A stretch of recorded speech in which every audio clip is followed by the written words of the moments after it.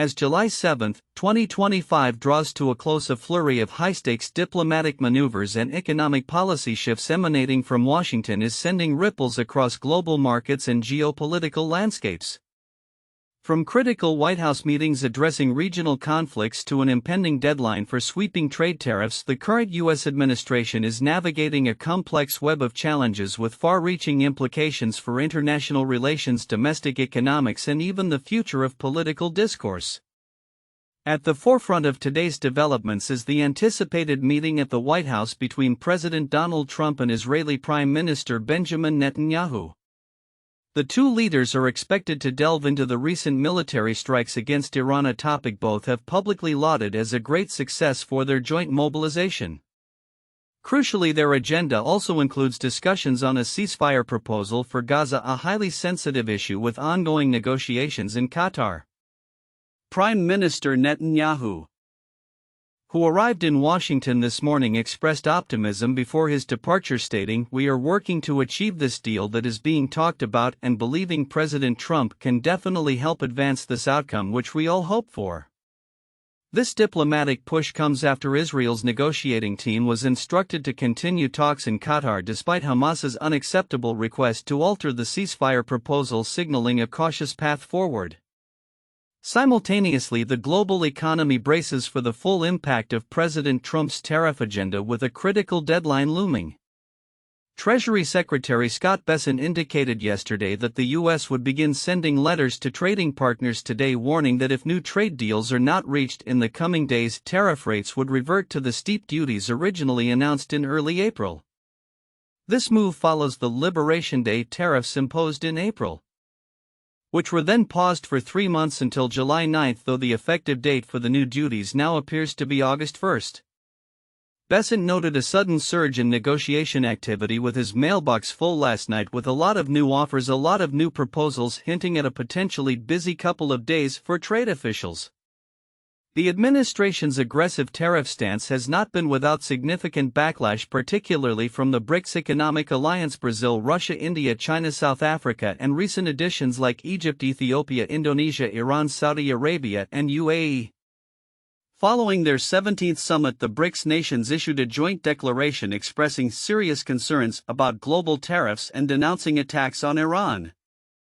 In a sharp retort, President Trump took to Truth Social, threatening an additional 10% tariff on any country aligning themselves with the anti-American policies of BRICS, declaring, "There will be no exceptions to this policy." Chinese Foreign Ministry spokesperson Mao Ning responded by reiterating Beijing's opposition to trade wars, emphasizing that BRICS advocates openness, inclusiveness, and win-win cooperation and does not engage in bloc confrontation or target any specific country. Brazil's presidential advisor Celso Amorim echoed this sentiment, calling potential tariffs on Brazilian goods counterproductive and arguing Brazil runs a trade deficit with the U.S. The economic ramifications of these tariffs are already being felt across various sectors. An NBC News analysis revealed that the cost of building a mid-range single-family home in the U.S. could rise by over $4,000 due to tariffs on materials like Canadian lumber and Chinese appliances, an estimate industry experts deemed conservative compared to the National Association of Home Builders' projection of $10,900 per home. German car maker Mercedes-Benz reported a 9% fall in second quarter unit sales, directly impacted by the tariffs. South African citrus farmers are also facing souring fortunes, while U.S. consumers are reportedly planning to cut back on summer spending due to financial uncertainties spurred by tariff worries. A J.P. Morgan Institute analysis projected that Trump's current tariff plans could cost U.S. employers $82.3 billion, potentially leading to price hikes, layoffs, hiring freezes, and reduced profit margins. Amidst these global economic skirmishes, the U.S. is pushing to finalize bilateral trade agreements. So far, the administration has secured deals with the UK and Vietnam. The Vietnam deal announced by President Trump sets a 20% tariff on Vietnamese goods to the U.S. and a 40% tariff on transshipped goods, aimed at preventing Chinese circumvention of tariffs. While Vietnam reportedly offers total market access at zero tariffs for U.S. products. This deal is seen by some as a blueprint for future U.S. trade relations, signaling that higher tariffs are likely to persist for Asian countries. Negotiations continue with other major partners with varying degrees of progress. South Korea is seeking an extension beyond the July 9 deadline. The EU is reportedly willing to accept a 10% universal tariff but seeks sectoral exemptions. Japan faces threats of 30 to 35% tariffs after negotiations soured. Canada has scrapped its digital services tax and talks have resumed. India's deal is reportedly held up by disagreements over dairy and agriculture. China, while seeing some eased U.S. export restrictions on chip design software and ethane, remains wary of U.S. efforts to forge deals that could isolate Chinese firms from global supply chains. Responding with anti-dumping duties on European brandy and investigations into EU pork and dairy. Domestically, the administration is also grappling with internal and external criticisms. President Trump yesterday ridiculed tech billionaire Elon Musk's plans to form a new political party, calling it ridiculous and a train wreck that would never work. Trump asserted that Musk's opposition to the Republican Party stems from the elimination of an electric vehicle tax credit in the GOP's recent sweeping domestic policy bill, which Musk has criticized for its projected impact on the federal deficit. Meanwhile, the administration is defending its cuts to the National Weather Service, which have come under scrutiny after Texas officials criticized rainfall forecasts leading up to deadly floods that claimed at least 81 lives. Administration officials have vehemently rejected claims that budget cuts affected forecast accuracy. In the political arena, former Nebraska State Senator Brett Lindstrom announced his bid for the state's 2nd congressional district following centrist Republican Representative Don Bacon's decision not to seek re-election, though Bacon remains open to a potential presidential bid in 2028. As the U.S. navigates these complex and interconnected challenges, the coming days are poised to be pivotal.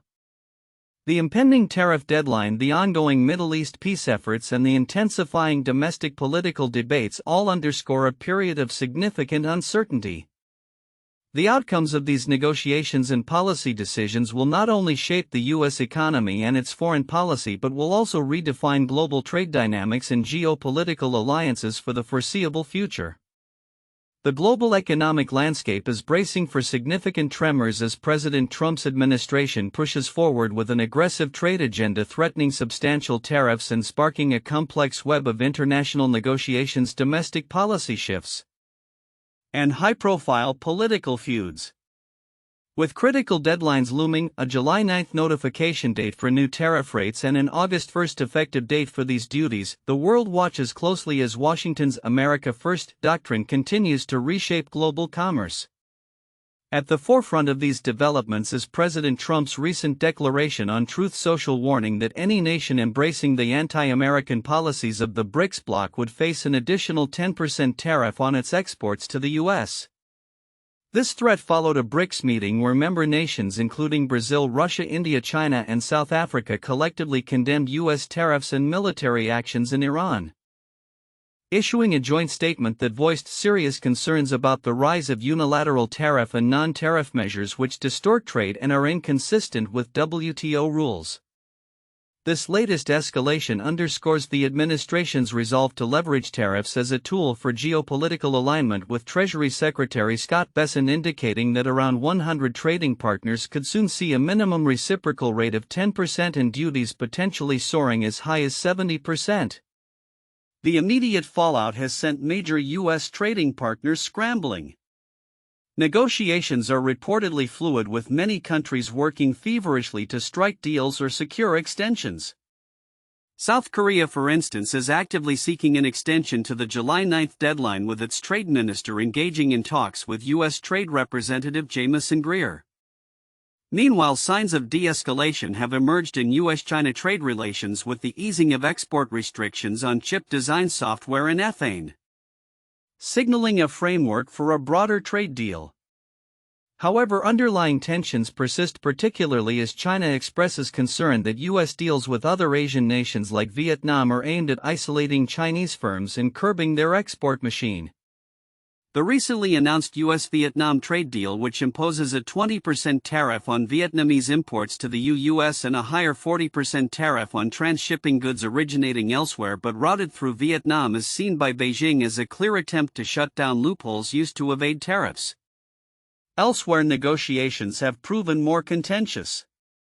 Japan, described by Trump as spoiled, faces threats of significantly higher tariffs, potentially reaching 30% or 35%, a notable increase from previous levels. The European Union has signaled a willingness to accept a universal 10% tariff on many exports but is seeking crucial sector-specific exemptions.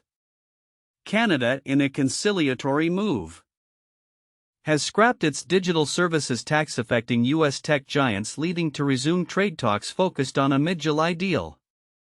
India, despite pushing for a trade pact, faces a sticking point over agricultural and dairy products. Countries like Thailand and Indonesia are also offering concessions, with Indonesia proposing to cut duties to near zero and buy $500 million worth of U.S. wheat to secure a deal. The economic repercussions of these tariff policies are already being felt globally. German luxury car maker Mercedes-Benz reported a 9% fall in second quarter unit sales of cars and vans, directly attributing the decline to U.S. tariffs. South Africa's citrus farmers are seeing their fortunes sour, while U.S. shale drilling is expected to slow as tariffs rattle executives. Even domestic industries are not immune, with electric vehicle maker Rivian reporting a 22% fall in quarterly deliveries due to tariff-driven economic uncertainty. A J.P. Morgan Institute analysis estimates that Trump's current tariff plans could impose direct costs of $82.3 billion on U.S. employers, potentially leading to price hikes, layoffs, hiring freezes, and reduced profit margins.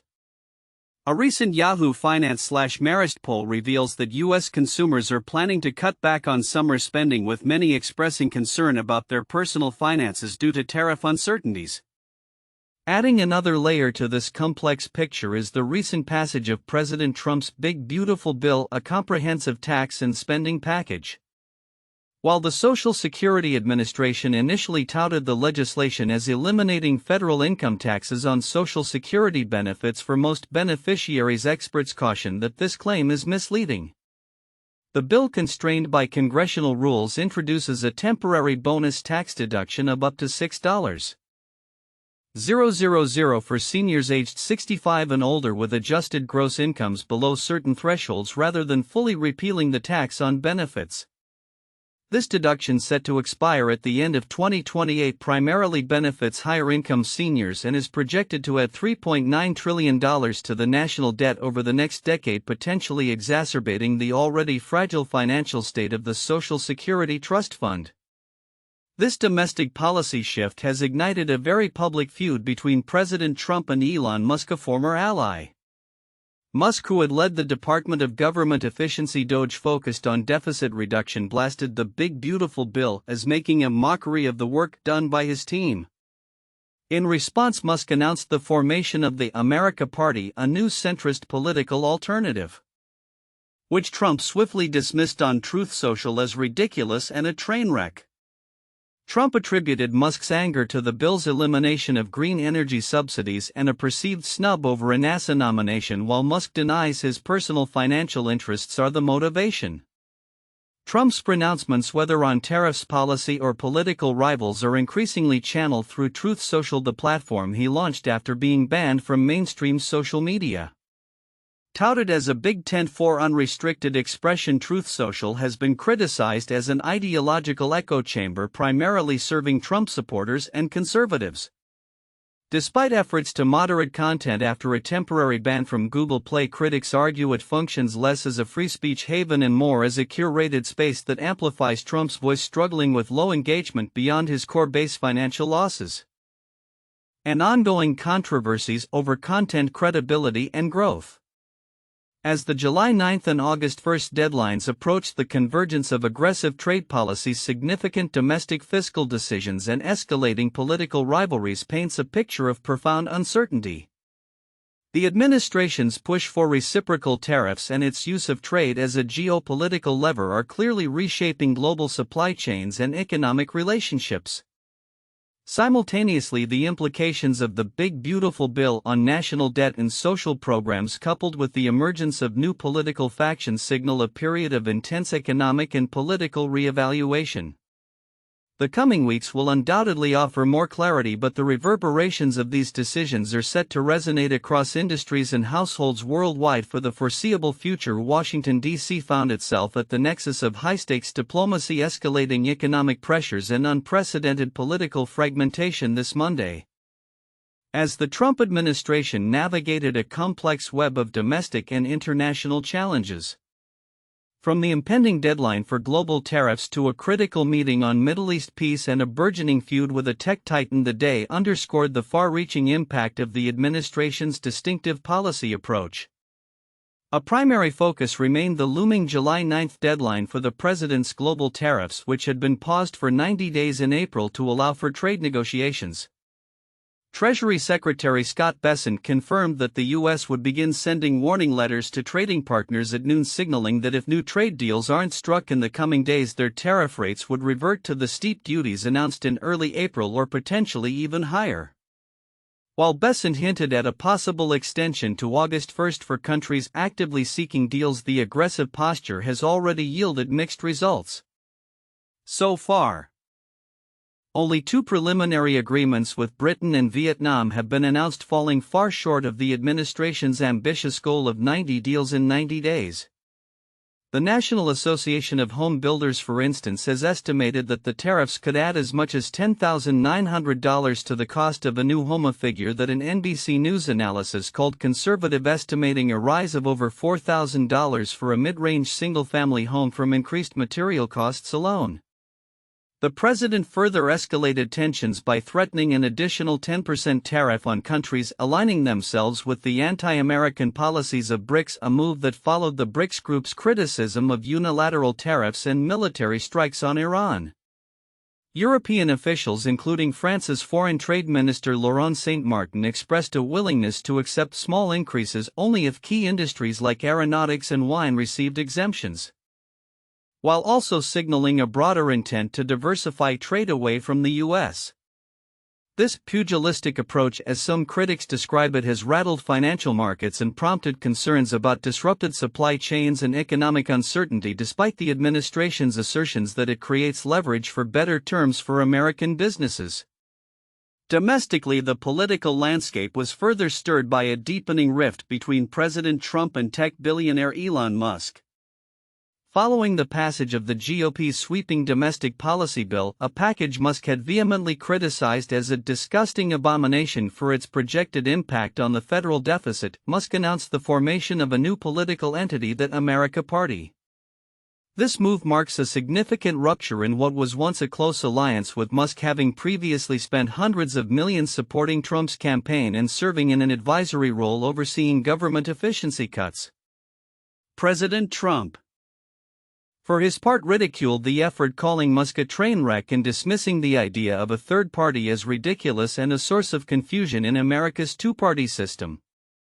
The fallout has been palpable in the markets, with Tesla shares plunging 7% in early Monday trading and down 40% from their December peak as investors registered dismay at Musk's political forays and the intensifying feud. The president suggested Musk's opposition stemmed from the bill's elimination of electric vehicle tax credits, a claim Musk had previously supported but now appears to have reversed on as Tesla's sales have dropped. Amidst these economic and political currents, significant geopolitical discussions were also underway. President Trump was scheduled to meet with Israeli Prime Minister Benjamin Netanyahu at the White House this evening. Discussions were expected to center on the recent military strikes against Iran, which both leaders lauded as a great victory, and a proposal for a ceasefire in Gaza. Netanyahu, who arrived in Washington after his office announced an Israeli negotiating team would head to Qatar for further talks with Hamas, expressed optimism that Trump can definitely help advance this outcome, which we all hope for. This follows Hamas's positive response to mediators regarding a ceasefire framework, despite Israeli initial objections to Hamas's requested alterations. Meanwhile, the administration found itself under renewed scrutiny over its domestic policies, particularly regarding the National Weather Service. Fatal floods in Texas, which claimed at least 81 lives and left many missing, sparked criticism from some state officials who argued that rainfall forecasts underestimated the deluge. This led to fresh questions about the Trump administration's cuts to the National Weather Service. However, administration officials vehemently rejected claims that agency cuts impacted forecast accuracy, with the White House labeling such suggestions as disgusting. In the legal arena, a federal judge in Boston began hearing opening statements in a trial poised to challenge the Trump administration's aggressive stance toward foreign students and academics espousing pro-Palestinian views. The case, brought by academic associations, contends that the government's targeting of non-citizen critics of Israel, including figures like Mahmoud Khalil and Mohsen Madawi of Columbia University, has already chilled political speech nationwide. Lawyers for the Knight First Amendment Institute at Columbia University argue that the arrests and planned deportations, which the government has defended by citing Cold War-era precedents regarding communist sympathies, are an unconstitutional use of immigration law as a cudgel. The lawsuit, which could have sweeping implications even if limited to the tens of thousands of members of the plaintiff organizations, seeks to establish that such crackdowns on speech represent a dangerous, slippery slope potentially applicable to any group clashing with the administration. Adding to the domestic political churn, former Nebraska State Senator Brett Lindstrom announced his Republican bid for the state's 2nd congressional district, a swing district, following centrist Representative Don Bacon's decision not to seek re-election. Bacon, a vulnerable Republican, indicated he lacked the hunger for another grueling campaign but remained open to a future executive role, potentially even a presidential bid in 2028. As the week progresses, the global community will be closely watching whether President Trump's tariff threats lead to more trade deals or ignite full-blown trade wars, with financial markets poised for potential volatility. The outcome of the federal trial on free speech will set a precedent for the rights of foreign nationals and the limits of government power. While the delicate negotiations for a Middle East ceasefire continue to unfold. Amidst these multifaceted challenges, the administration's ability to balance its assertive domestic and foreign policies with the need for stability and consensus will remain a critical test. The global economic landscape is bracing for a significant shakeup as President Trump's tariff policies reach a critical juncture, with new rates set to take effect on August 1. This looming deadline, a revised implementation date from the previously anticipated July 9, has intensified a frantic scramble among nations to secure last-minute trade deals and avert potentially crippling duties, casting a long shadow of uncertainty over international commerce and supply chains. The current wave of tariff anxiety stems from an executive order issued on April 2, dubbed Liberation Day, by President Trump, which initially imposed steep tariffs on nearly every country worldwide. This move, which saw rates as high as 46% on goods from major trading partners like Vietnam, sent shockwaves through stock markets and drew dire warnings from economists. In response to the immediate economic fallout, the administration announced a 90-day pause, lowering tariffs to 10% and setting the stage for a period of intense bilateral negotiations.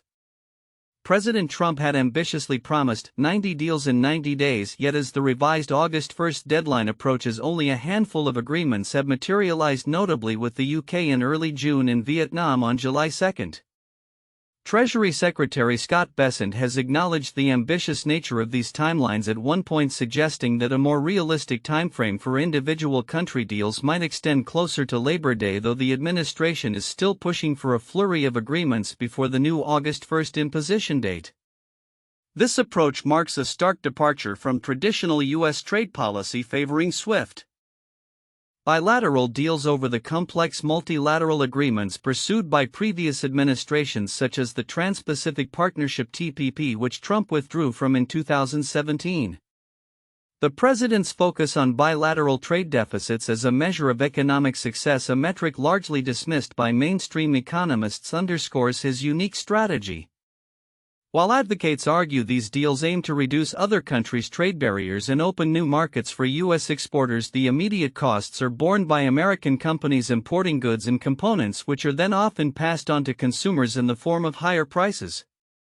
As Scott Lincecum, a trade expert at the libertarian think tank Cato Institute, pointed out, US-Vietnam trade restrictions would today be very, very low if Trump hadn't walked away from TPP in 2017. Highlighting the self-inflicted nature of some of the current trade hurdles. The recently concluded deal with Vietnam exemplifies this dynamic. While the new 20% tariff rate on Vietnamese goods is significantly lower than the 46% initially threatened, it represents a substantial increase from the pre-Trump average of around 3%. This means consumers will likely pay markedly more for Vietnamese imports, which include a wide range of machinery, appliances, clothing, and shoes. Furthermore, the agreement includes a 40% tariff on transshipping targeting goods originating from other countries, particularly China, that are routed through Vietnam to evade U.S. duties. This measure has drawn a sharp rebuke from Beijing, which views it as an attempt to curb China's export machine and isolate Chinese firms from global supply chains, vowing resolute countermeasures if its interests are harmed. The broader implications of these policies are reverberating across the global economy. In a show of solidarity, the BRICS nations Brazil, Russia, India, China, and South Africa met recently, condemning U.S. tariffs and military actions against Iran, prompting President Trump to threaten an additional 10% tariff on any country supporting what he termed anti-American BRICS policies. Meanwhile, the European Union has signaled a willingness to accept a universal 10% tariff on many exports, but is seeking exemptions for key sectors, even as the U.S. has threatened a 17% tariff on EU agricultural exports. German carmaker Mercedes-Benz reported a 9% fall in second quarter unit sales, directly impacted by the tariffs, and luxury watch specialist Watches of Switzerland warned of falling profit margins. South Africa's citrus farmers are also feeling the squeeze. On the home front, U.S. consumers are already signaling a cutback in summer spending due to tariff worries. According to a Yahoo Finance/Marist poll, businesses are also facing significant headwinds. Electric vehicle maker Rivian reported a 22% fall in quarterly deliveries, attributing it partly to tariff-driven economic uncertainty. Analysis by the J.P. Morgan Institute estimates that President Trump's current tariff plans could cost U.S. employers a staggering $82.3 billion, potentially leading to price hikes, layoffs, hiring freezes, and reduced profit margins. Despite these concerns, the U.S. labor market has shown resilience, adding 147,000 jobs last month, a nuanced counterpoint amidst the broader economic anxieties. Amidst this turbulent environment, there have been limited signs of de-escalation. The U.S. has eased export restrictions on China for chip design software and ethane, a move seen as a step towards calming trade tensions after the two agreed on a framework for a larger trade deal. China, in turn, has made concessions on rare earth export controls. However, China has also retaliated against the EU, barring European medical device companies from selling to the Chinese government and imposing anti-dumping duties on European brandy, most notably French cognac, in response to EU duties on Chinese EVs and ongoing investigations into pork and dairy products. Other nations are actively negotiating. South Korea is seeking an extension to the deadline. Canada has scrapped its digital services tax after a U.S. threat, and India has put its best offer on the table, though agricultural issues remain a sticking point. Thailand and Indonesia are also refining proposals and making concessions to avoid higher levies. As the August 1st deadline approaches for the new tariff rates to take effect, the global trading system remains in a state of flux. President Trump's unorthodox, bilateral, and often confrontational approach to trade has undeniably upended established norms, forcing countries worldwide to re-evaluate their supply chains and trade relationships.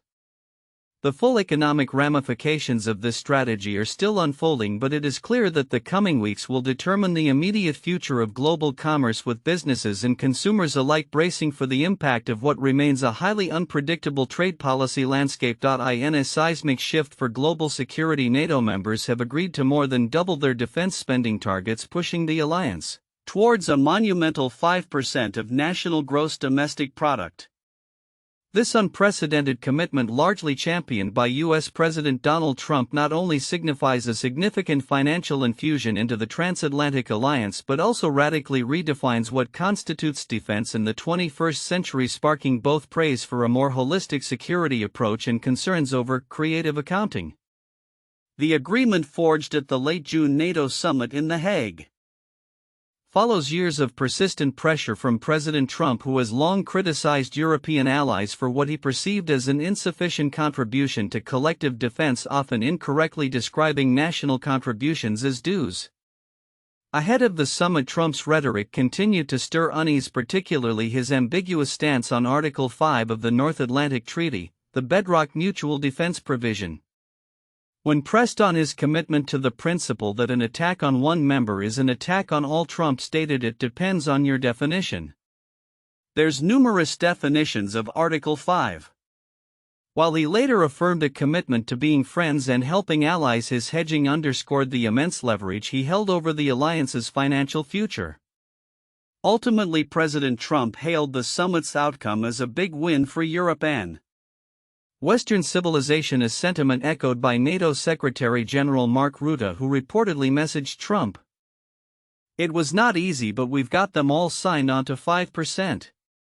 This new target allocates 3.5% of GDP towards traditional military outlays, troops, hardware and conventional weaponry, while an additional 1.5% is earmarked for defense-adjacent spending on domestic projects."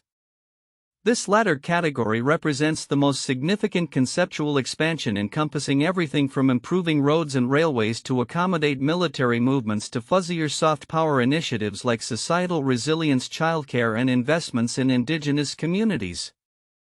Critics, including a report from the German think tank Bertelsmann Foundation, question this broadened scope, asking if defense is understood as a whole-of-society effort, what can genuinely be excluded from the accounting? The most striking example cited is Italy's long-sought $16 billion bridge connecting Sicily with the mainland.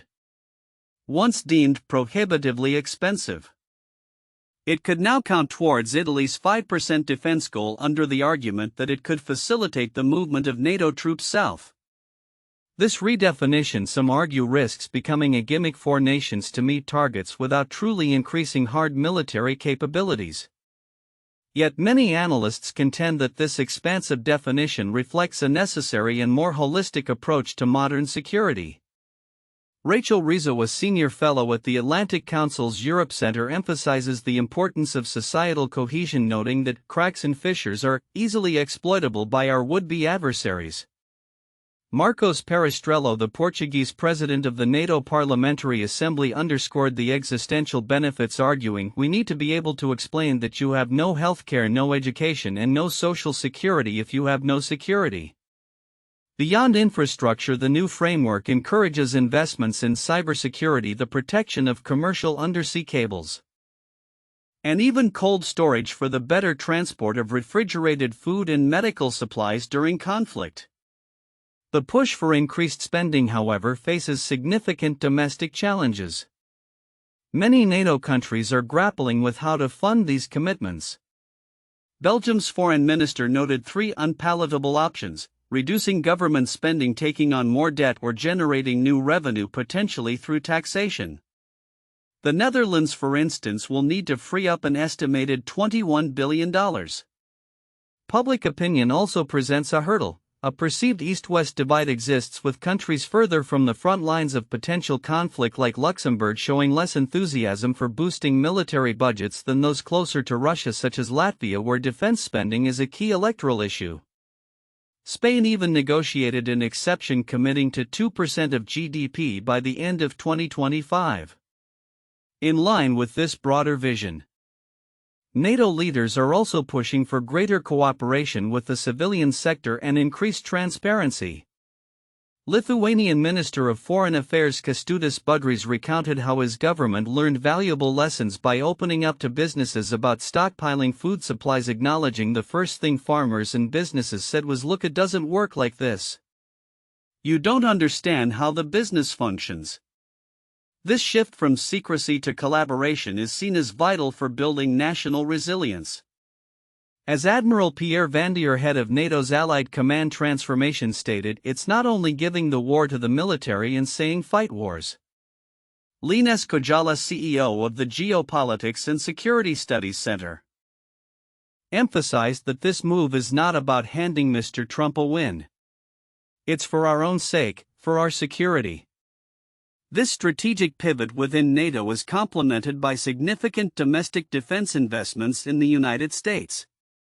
Congress recently passed President Trump's reconciliation megabill, which includes a substantial $150 billion for defense, signaling a broader commitment to bolstering military capabilities and supply chains across the Western world.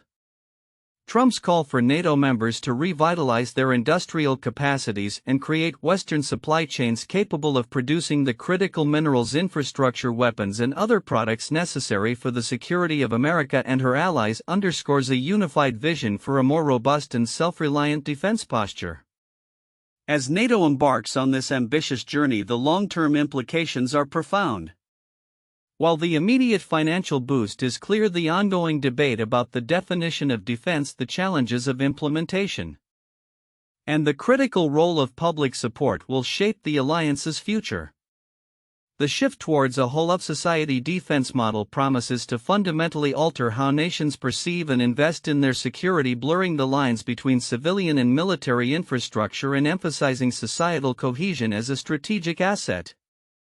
The success of this redefinition will determine not just the alliance's capability to fight wars but its credibility and broadened mandate to forestall them. As a critical deadline looms, the global trade landscape is bracing for a potential escalation of tensions, with U.S. President Donald Trump issuing fresh warnings of tariffs that could reshape international economic relations. The pronouncements made as leaders of the BRICS nations convened in Brazil underscore a deepening divide between the U.S. and a growing bloc of emerging economies, even as Washington seeks to carve out limited agreements with traditional allies. On Monday, President Trump threatened to impose an additional 10% tariffs on countries he accuses of supporting anti-American policies, a direct challenge that coincided with the BRICS summit in Brazil. This latest warning amplifies a long-standing America First trade stance, setting the stage for increased economic friction as a critical U.S. tariff deadline approaches on Wednesday. The move is widely interpreted as a response to the BRICS nations' collective condemnation of unilateral tariffs, signaling a determined pushback against what they perceive as protectionist measures. In response to these mounting pressures, Chinese Premier Li Qiang, speaking at the BRICS summit, urged member states to coalesce and lead reforms of global governance. As the leading bloc of the Global South, BRICS countries should strive to be a pioneering force in advancing the reform of global governance, Li stated in a speech emphasizing the need for independence, responsibility, and collective action. This call for unity comes amidst the threat of higher tariffs from the United States, pushing the BRICS members to strengthen multilateralism and strengthen Global South cooperation for a more inclusive and sustainable governance, as outlined in their joint declaration. The declaration further warned that trade restrictions like those proposed by the U.S. could worsen economic disparities and negatively affect prospects for global economic development, highlighting the potential ripple effects of such policies. The sentiment among BRICS leaders is clear. They view unilateral tariffs as a challenge to the existing global order and are actively seeking to build an alternative, more inclusive framework, while flexing its muscle on the global stage. The U.S. is simultaneously navigating complex bilateral trade negotiations. The Washington Post reported that the U.S. is actively seeking a limited trade deal with the European Union as the aforementioned tariff deadline draws near. This suggests a nuanced, perhaps even selective approach to trade policy, where aggressive tariff threats are balanced with targeted efforts to secure agreements with key partners, potentially to mitigate broader economic fallout or to isolate specific trade adversaries. Amidst these high-stakes economic and diplomatic maneuvers, other significant engagements are unfolding. The Times of Israel reported that Israeli Prime Minister Benjamin Netanyahu was scheduled to meet President Trump for a White House dinner on Monday, though no public appearances were planned. While the direct link of this meeting to trade disputes remains unstated, it signifies the ongoing multifaceted nature of U.S. foreign policy and the intricate web of relationships being managed in parallel with the escalating trade rhetoric. The coming days are critical. The impending U.S. tariff deadline and the strong unified stance from the BRICS nations signal a pivotal moment for global trade. The trajectory of these trade disputes will not only determine economic growth and stability but also shape the future architecture of international governance as emerging economies increasingly assert their influence and challenge the traditional Western-led order. The world watches to see if dialogue or tariffs will ultimately prevail in shaping the next chapter of global commerce.